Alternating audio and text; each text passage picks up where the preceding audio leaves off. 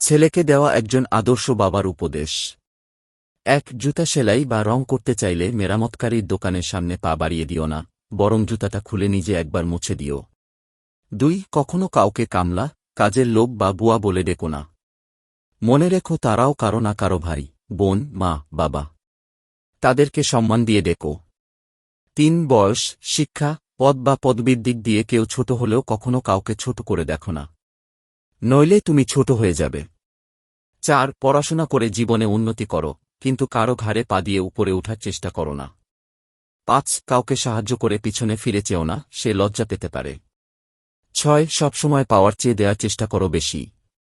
মনে রেখো প্রদানকারীর হাত সর্বদা উপরেই থাকে। ৭.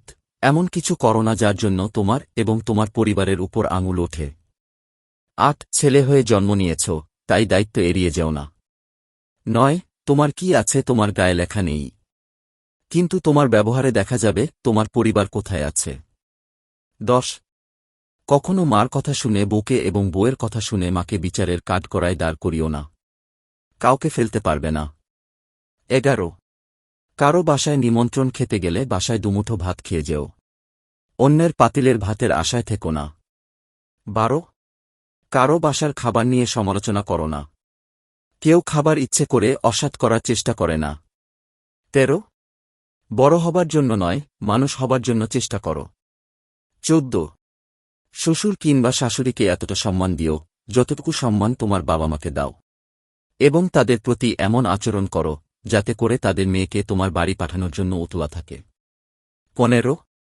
সবসময় ভদ্র ও নম্রভাবে চলো এবং কথা বলো, কিন্তু অন্যায়ের সাথে আপোষ করো না। এমন শিক্ষণীয় ভিডিও দেখতে আমাদের চ্যানেলটি সাবস্ক্রাইব, লাইক, ফলো দিয়ে পাশে থাকার অনুরোধ রইল। নিজের বাবা মাকে ভালোবাসুন, প্রতিবেশীদের সাথে সদয় আচরণ করুন।